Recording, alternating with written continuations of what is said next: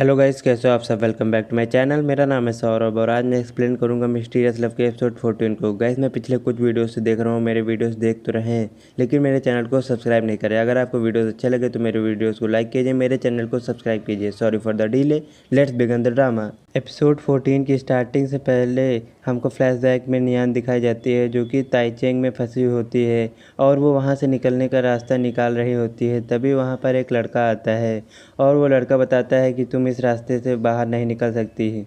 जिसके बाद नियान कहती है कि तुम कौन हो और वो बताता है कि मेरा नाम तोली है और मैं भी तुम्हारी तरह यहाँ पे किडनैप करके लाया गया हूँ। जिसके बाद वो लड़का बताता है कि लीतेंग ने उससे तुमको फ्रूट देने के लिए कहा है, जिस वजह से मैं तुमको फ्रूट्स देने आया हूँ। जिसके बाद नियान उन फ्रूट्स के बारे में पूछती है और कहती है कि क्या ये फ्रूट्स तुम खुद लेकर आते हो, इसकी ज़िम्मेदारी तुम पर है। तो वो मना कर देता है और कहता है कि मैं बस 13 साल का हूँ, मुझ पर कोई ज़िम्मेदारी नहीं है।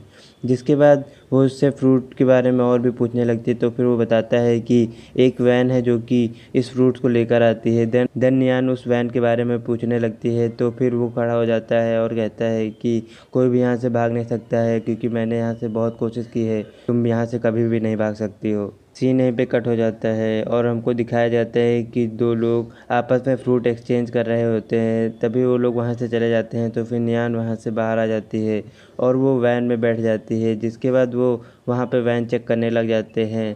तभी वहाँ पर वो लड़का आता है और नियान को उस वैन से बाहर निकाल लेता है और उसको बताता है कि ये हर वैन हर बार चेक करते हैं, तुम इस वैन से बाहर नहीं जा सकती हो। मैंने भी ट्राई किया था, मैं भी पकड़ा गया हूँ।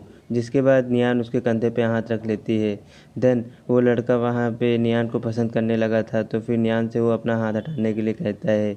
तो फिर नियान देखती है तो फिर उसके गर्दन पर एक कीड़ा होता है। तो फिर नियान उसको हटा देती है। जिसके बाद फ्लैशबैक यहीं पे ख़त्म हो जाता है। एपिसोड 14 की स्टार्टिंग में हमको दिखाया जाता है कि वो लड़की वहाँ से सुसाइड करने जा रही होती है लेकिन कोई भी उसको रोक नहीं पा रहा होता है। तभी वहाँ पर एक लड़का आ जाता है और उससे कहता है कि मैं तुम्हारा हस्बैंड हूँ, मैं वापस आ गया, उसने तुमसे झूठ नहीं बोला।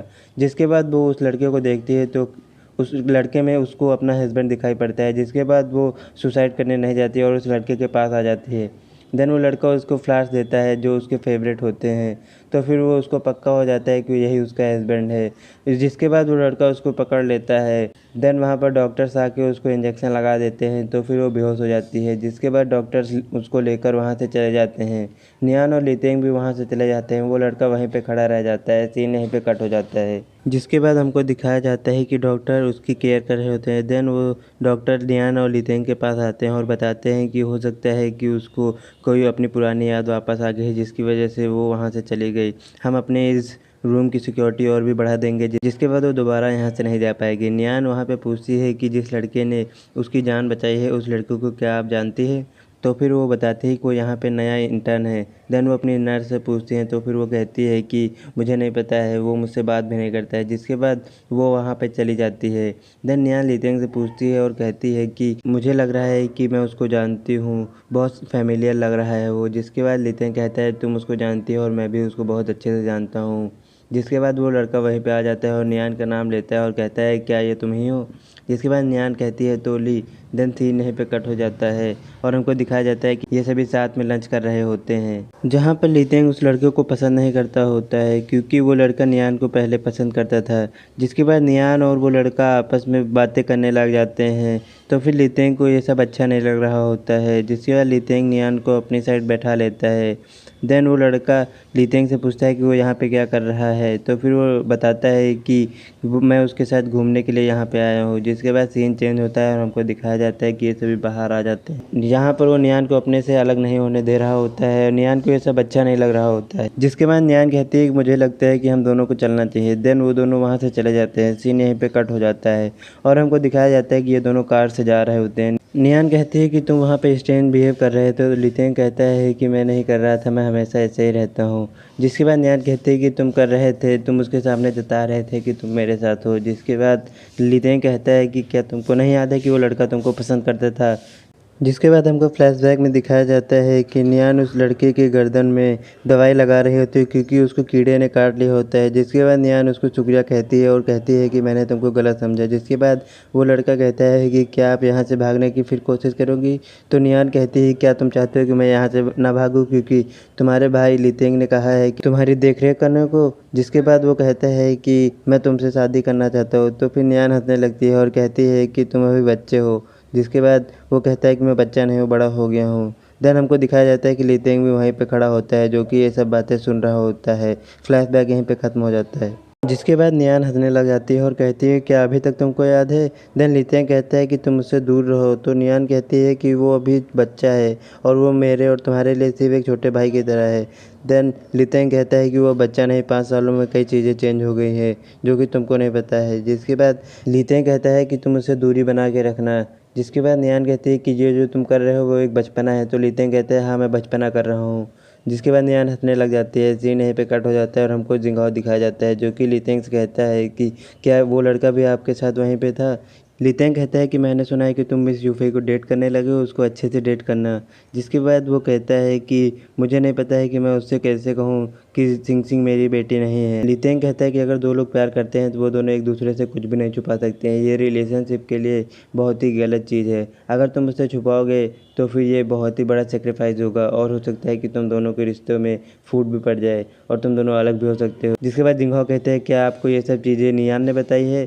जिसके बाद लितेंग उस पर गुस्सा हो जाता है और उससे कहता है रिपोर्ट आने को। देन वो वहाँ से चला जाता है। सीन यहीं पे कट हो जाता है। नेक्स्ट सीन में हमको दिखाया जाता है कि नियान अपने थिएटर में होती है और वहाँ से अपने घर जाने लगती है। तभी वहाँ पर तोली आ जाता है और उससे कहता है कि उसको एक बहुत ज़रूरी काम है। जिसके बाद नियान कहती है कि तुम मुझे छोटी बहन करके पुकारा करो। जिसके बाद सीन चेंज होता है और हमको दिखाया जाता है कि तोली नियान को एक कैट देता है और कहता है कि ये मुझे हॉस्पिटल के बाहर मिली थी और ये बहुत ज़ख्मी थी। जिसके बाद मैंने इसका ट्रीटमेंट करवाया। देन ये डिस्चार्ज हो गई है। मैं इसको पाल नहीं सकता हूँ क्योंकि मैं भी हॉस्पिटल में ही रहता हूँ और वहाँ पे कैट्स पालना अलाउ नहीं है। तो नियान कहती है क्या तुम चाहते हो कि मैं इसको पाल लूँ?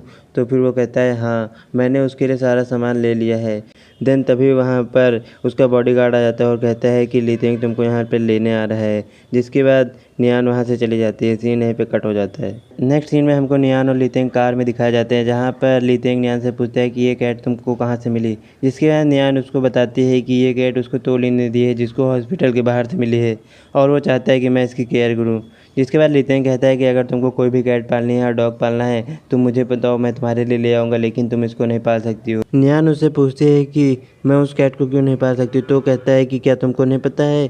जिसके बाद नियान कहती है तो तुम एनिमल के लिए इतने रूड क्यों हो सकते हो? जिसके बाद लितेंग अपनी कार रोक देता है और कहता है कि वो एनिमल के लिए रूड नहीं हो रहा है, वो बस नहीं चाहता है कि वो उस कैट को पाले। लितेंग वहाँ पे जेलस हो रहा होता है। जिसके बाद नियान उससे एक प्रॉमिस लेती है और कहती है कि मैंने 3 प्रॉमिस तुमसे लेने के लिए कहा था और जिसमें से एक प्रॉमिस ले रही हूँ कि मैं इस कैट को वहाँ पे पालूंगी।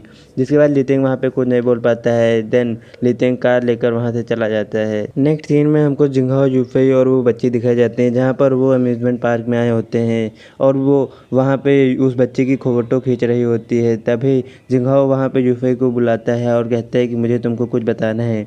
यूफई वहाँ पे डर जाती है और कहती है कि क्या तुम मुझसे इतनी जल्दी ब्रेकअप लेना चाह रहे हो? जिंगहो वहाँ पे मना कर देता है और वो वहाँ पे उस बच्चे के बारे में बता नहीं जा रहा होता है। तभी वहाँ पर सिंग सिंग उसको बुला लेती है तो फिर वो वहाँ से चली जाती है।